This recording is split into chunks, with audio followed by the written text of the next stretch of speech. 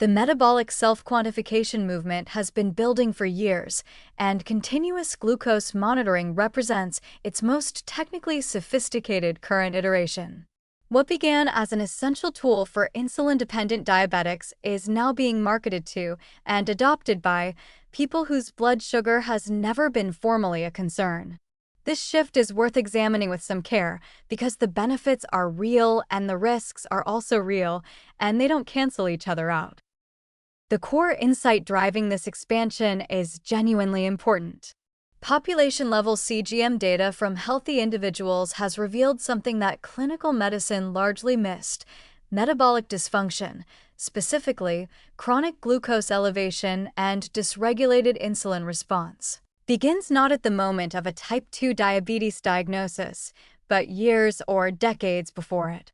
The diagnostic threshold for diabetes is, in a very real sense, a bureaucratic line drawn across a biological continuum. The pathology begins long before that line is crossed, and by the time it is crossed, significant damage may already be done. A tool that makes that early window visible is, in principle, a powerful prevention instrument. The behavioral evidence from early CGM adopters is also striking. People report modifying their diets based on real-time glucose feedback in ways that abstract nutritional advice never achieved. Discovering that oatmeal, universally presented as a heart-healthy food, spikes one's blood glucose dramatically is the kind of personalized, immediate feedback that changes behavior far more effectively than a pamphlet from a dietitian. The device makes the invisible visible, and visibility tends to drive action. Here is where the analysis needs to introduce some friction, however. Not everyone who becomes metabolically self-aware will respond to that awareness in psychologically healthy ways. There is an emerging and legitimate concern among clinicians and psychologists that continuous glucose monitoring, deployed in populations with existing anxiety around food and health, may accelerate a particular kind of health obsession, specifically orthorexic patterns, where the pursuit of metabolic optimization becomes its own disorder. When every food choice generates a numerical consequence visible on a smartphone, and when online communities form around the competition of optimal glucose curves, the psychological risks are not trivial.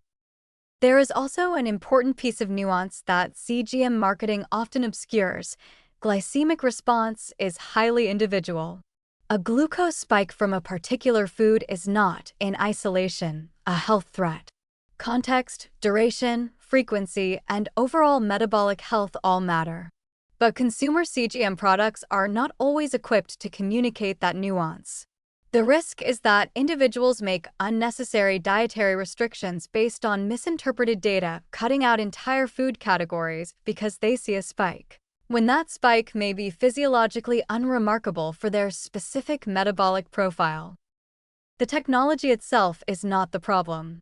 The problem is deploying a sophisticated clinical tool in a consumer environment without corresponding clinical literacy, without standardized interpretation frameworks, and without the psychological support structures to contextualize what the data means. Done well, CGM democratizes metabolic prevention.